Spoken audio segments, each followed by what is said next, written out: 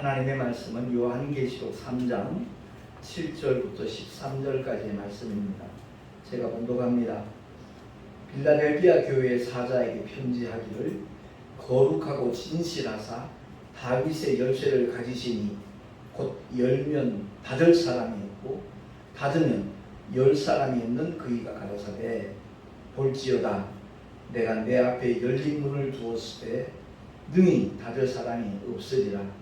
내가 내 행위를 아노니 내가 적은 능력을 가지고도 내 말을 지키며 내 이름을 배반치 아니하였도다.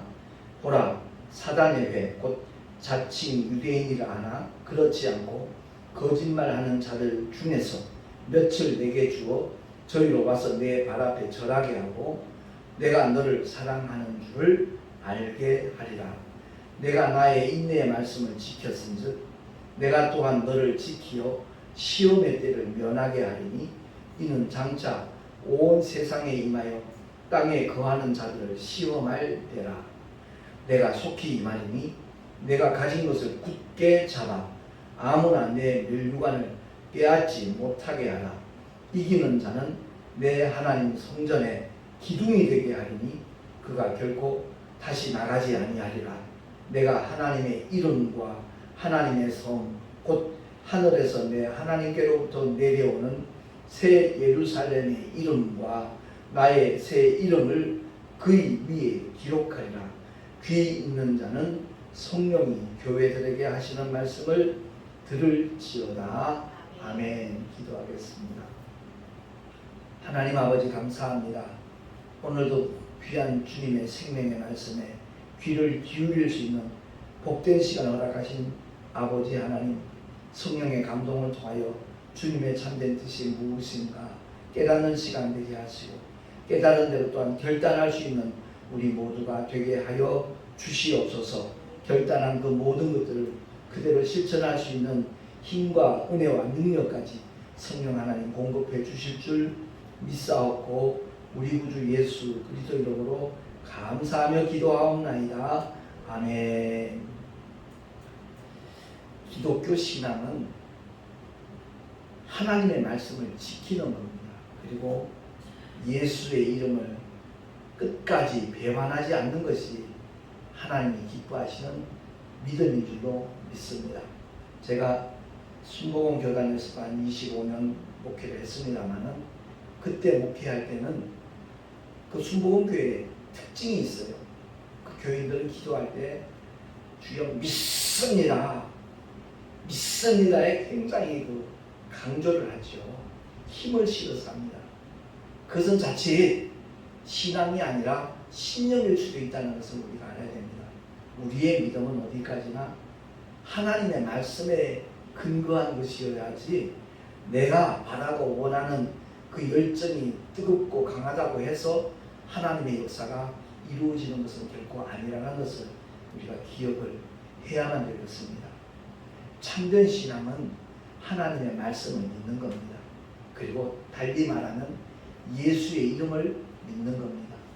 예수 그 이름 속에 하나님의 모든 말씀이 포함되어 있고 하나님의 말씀이 곧 하나님의 독생자 예수시기 때문에 그렇습니다. 우리가 신앙생활 하면서 이 빌라델비아 교회처럼 정말 주님으로부터 인정받는 그런 믿음의 길을 걸어간다면 얼마나 복 있는 사람일까. 그래서 제가 오늘 말씀의 제목을 가장 행복한 교회 곧 빌라델비아 교회라고 이렇게 명명을 해봤는데 우리 한국에도 이렇게 7 소아시아 교회 가운데 교회 이름을 서머나 교회 또는 빌라델비아 교회를 이렇게 명명해서 목회하는 목사님들을 간혹 만날 수 있죠. 왜냐하면 그 두 교회는 주님 앞에 책망받은 교회가 아니라 인정받고 칭찬받는 교회였기 때문에 그렇습니다. 우리가 분명히 기억해야 될 것은 정말 사도 바울의 고백입니다. 그가 어떻게 고백을 하는가 하니 디모데후서 4장 7절과 8절 말씀이니까 합독을 하겠습니다. 시작. 내가 선한 싸움을 싸우고 나의 달려갈 길을 마치고 믿음을 지켰으니 이제 후로는 나를 위하여 의의 면류관이 예비되었으므로 주 곧 의로우신 재판장이 그날에 내게 주실 것이니 내게만 아니라 주의 나타나심을 사모하는 모든 자에게니라. 아멘. 그렇습니다. 우리 신앙생활은 선한 싸움 싸우는 겁니다. 하나님의 대적자가 끊임없이 우리를 유혹하고 공략하고 있거든요. 그렇기 때문에 어떤 상황 속에서도 속지 않는 것, 그게 얼마나 복된 일인가 하는 것을 우리는 명심을 해야 될 것입니다. 그렇습니다. 하나님의 반대편에 있는 자, 우리도 그에게 속해 있었거든요. 과거에는. 근데 복음을 만나고 난 다음에 하나님의 은혜로 소속이 바뀌었잖아요. 첫사람 아담에 속했던 자가 본질상 진노의 자식이었던 우리들이 어느 날 갑자기 하나님의 자녀의 신분을 가지게 되니까 그것을 못 견디는 겁니다. 원수마귀는. 그래서 끊임없이 우리를 공략을 하죠. 그래서 우리의 신앙생활은 아주 치열한 영적 전쟁터에서의 삶이라는 것을 기억을 하고, 그래서 깨어 기도해야 되는 겁니다. 그냥 기도만 많이 하는 것이 중요한 것이 아니라 하나님의 말씀으로 무장했을 때에 그 기도의 위력은 놀랍게 나타난다는 사실이죠. 그래서 사도 바울이 내가 선한 싸움을 싸우고 나의 달려갈 길을 마치고, 꼬린 지점까지 달려가야 되는 겁니다. 중간에 멈춘다면, 쉬어버리고 주저앉아버린다면 그 사람은 승리자가 될 수 없는 겁니다. 그렇기 때문에 나의 달려갈 길을 마치고 그 다음에 뭐라고 고백합니까? 믿음을 지켰으니. 우리 인생들이 지킬 것 참 많잖아요. 가정도 지켜야 되고, 건강도 지켜야 되고, 재산도 지켜야 되고, 직장도 지켜야 되고, 사업장도 지켜야 되고, 지켜야 될 것이 굉장히 많이 있습니다. 근데 가장 중요한 믿음에 대해서는 그다지 그렇게 중요하게 생각지 않는 것이 오늘날 현대 기독교인들의 삶의 자리가 아닌가, 이런 생각이 듭니다. 무엇보다도 가장 귀하게 여기고 끝까지 지켜야 되는 것이 믿음이라는 사실입니다. 건강 잃으면 다 잃었다 그러죠. 그 말 틀린 말 아닙니다.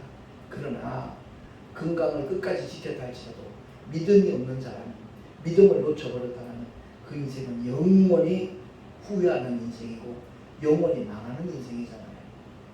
가룟 유다를 가리켜 주님이 차라리 이 세상에 태어나지 않았으면 좋을 뻔한 인생이라고 말씀하잖아요.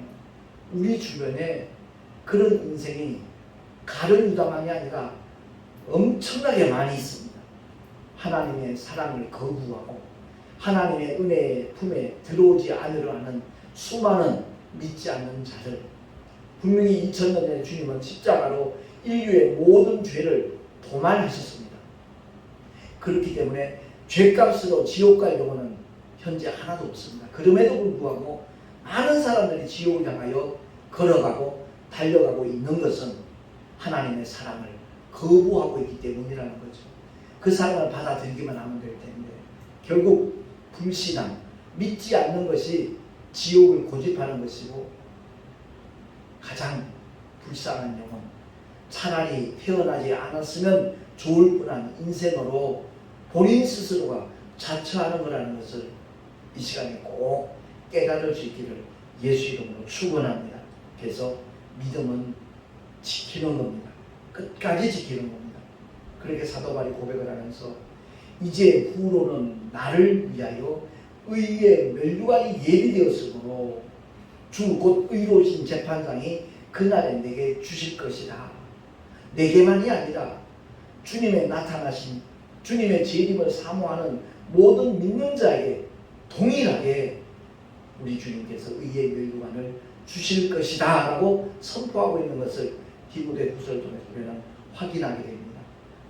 살다 보면 뜻하지 않은 사고를 만날 수도 있고 예기치 않은 어려움에 처할 수도 있습니다. 원치 않는 고통과 괴로움을 만날 수도 있습니다. 그러할 때 하나님의 말씀은 이렇게 선언합니다. 로마서 5장 3절 4절 말씀을 보면 주고 있으니까 한 번 더 합독을 하겠습니다. 시작. 우리가 환난 중에도 즐거워하나니 이는 환난은 인내를, 인내는 연단은 소망을 이루는 줄 알미로다. 아멘. 결국 인내하는 자가 소망을 이룬다는 말씀입니다. 그렇기 때문에 인내의 말씀을 지킨 자에게 주님도 그를 지키겠다라고 오늘 본문의 10절을 통해서 말씀을 하고 있잖아요. 장차 온 세상에 임하여 땅에 거하는 자들을 시험할 때에 바로 그 시험의 때를 면하게 할 것이라고 주님은 약속하고 계십니다. 전 코로나 때문에 모두가 불안해하고 두려워하죠. 이 성경이 말씀하고 있는 장차 온 세상에 임하는 그 시험은 코로나는 비교도 되지 않아요. 정말 조족지혈이에요. 세 발의 피라고요. 비교조차 되지 않는데 그 작은 어려움 앞에서도 벌벌 떨고 두려워하고 불안해하고 얼마나 많은 사람들이 고통 속에서 허덕이고 있습니까? 그런데 주님은 약속합니다. 하나님의 말씀, 인내의 말씀을 지키는 자에게 그 모든 환난의 때를 면하게 해주신다라고 약속을 합니다. 주님의 이 약속을 내게 주신 약속으로 받아들이시기를 예수 이름으로 축원합니다. 그렇기 때문에 우리는 부활의 산 소망이 실현되는 그 순간까지 인내의 말씀을 지켜야 된다라는 말씀입니다. 베드로전서 1장 3절 이하에 보면 베드로가 이와 같이 선언하거든요.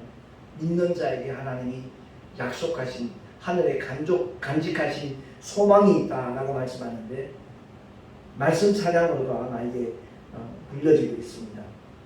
찬송하리로다.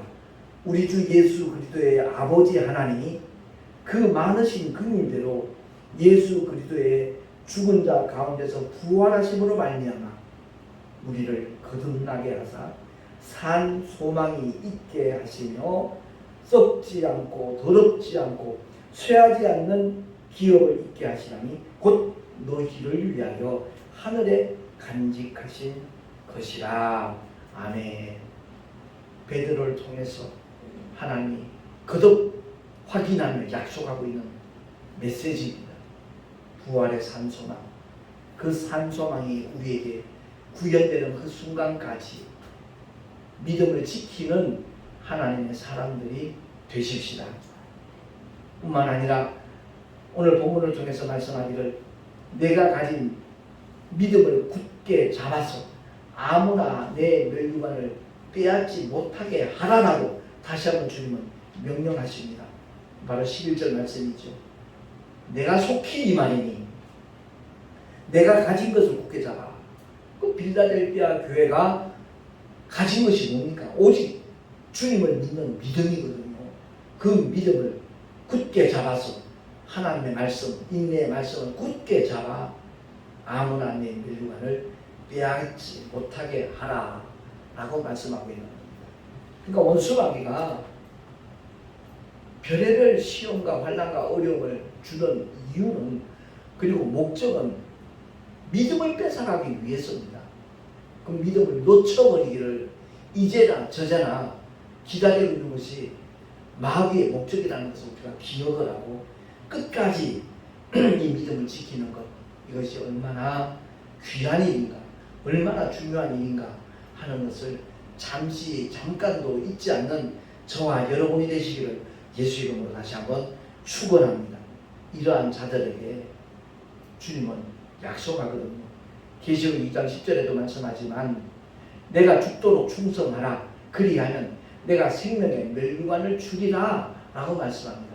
여기서 죽도록 충성하라는 죽을 때까지 예배에 빠지지 말고 참석하라, 그런 의미만 있는 것이 아닙니다. 하나님을 예배하는 것 결코 포기할 수 없지요. 결코 중단할 수 없지요.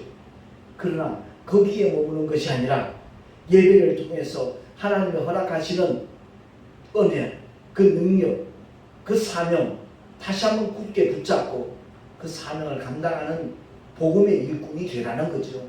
하나님의 사람으로 충성할 때 그야말로 우리 주님께서는 생명의 멸류관을 보장하시겠다는 겁니다. 아울러 계시록 22장 12절에 다시 한번 확약을 하십니다. 합독합니다. 시작. 보라, 내가 속히 오리니 내가 줄 상이 내게 있어 각 사람에게 그의 일한 대로 갚아주리라. 아멘. 예배에 빠지지 않고 참석하는 것, 그것도 그가 일하는 거라고 볼 수도 있겠지요. 거룩한 일이지요. 주님과의 만남이니까, 주님과의 교제이니까, 하나님 앞에 영광 돌리는 일이기 때문에 그렇기도 하겠죠. 그러나 그의 일한 대로 갚아주겠다라고 말하는 것은 정말 한 영혼이라도 더 구원받기를 원하는 마음으로 눈물로 기도하고 하나님 앞에 정말 끊임없이 그 영혼을 중보하면서 그에게 복음의 씨앗이 온전히 심겨질 수 있기를 최선을 다하는 그런 사람을 가리키는 겁니다. 그렇습니다. 그렇게 일한 자들에게 주님은 갚아주겠다 말씀하셨는데 무엇을 갚아주시겠다는 거죠? 오늘 본문을 통해서 하나님께서 약속하시는 삶은 바로 다른 게 아니라 내 하나님 성전에 기둥이 되게 하십니다. 기둥이 되게 하십니다. 그리고 하나님의 이름과 하나님의 성, 곧 하늘에서 내 하나님께로부터 내려오는 새 예루살렘의 이름과 나의 새 이름을 그 위에 기록하리라 라고 주님은 말씀하고 있습니다. 그렇습니다. 그 이름이 뭔지 우리는 모릅니다. 그러나 설레는 마음으로 그날을 기대하면서 정말 주님이 맡겨주신 사명을 제대로 감당하기만 하는 큰 능력 없어도 된다는 거잖아요. 오늘 본문을 통해서 분명히 말씀하고 있습니다. 내가 적은 능력을 가지고도 내 말을 지키며 내 이름을 배반치 아니하였도다 라고 주님이 말씀합니다. 그렇습니다. 자칭 유대인이라고 말하지만 그렇지 않고 거짓말하는 자들, 우리 한국 사회도 굉장히 많이 있잖아요. 마치 하나님과 깊은 관계가 있는 것처럼 표현하고 있는 하나님의 교회, 하나님과 무관하거든요. 자칭 유대인이라고 말하지만 그렇지 않다는 겁니다. 끊임없이 그들이 말하는 것은 하나님의 말씀과 무관한 거짓말 투성이라는 거죠. 영국 여왕에게서 상 받은 게 그게 뭐 대단한 일입니까? 사회봉사했기 때문에 준 상이거든요. 사회적으로 아무리 많은 선한 일들을 도모했다 할지라도 하나님의 사랑과 무관한 자는, 하나님의 은혜와 전혀 상관없는 자라면, 다시 말해서 하나님의 뜻인 예수 그리스도를 자신의 구주로 믿고 영접하지 않았다는 천국과는 전혀 관계가 없는 사람이라는 말씀입니다. 그래서 우리는 특히 한국 사회에서 교세가 크면 인정하고 칭송하고 박수를 보내고 있습니다만은 작은 교회들 중에 오히려 하나님의 관심이 더 표명되는 그런 교회들도 있다는 것을 기억하라고. 요즘 이제 택시에서 만나는 손님들 중에 이제 교회 열심히 다니는 분들 간혹 만나게 되거든요. 코로나지만 예배에 빠지지 않고 참석한다는 분들도 요즘 만나는데 가끔 그분들에게 저는 꼭 부탁을 드려요. 기도할 건 많이 있겠지만 작은 교회들, 개척교회들 위해서 중보해달라고 부탁합니다. 예, 알겠습니다. 그렇게 할게요. 그런 대답을 들을 때 마음이 뿌듯하죠. 고맙죠.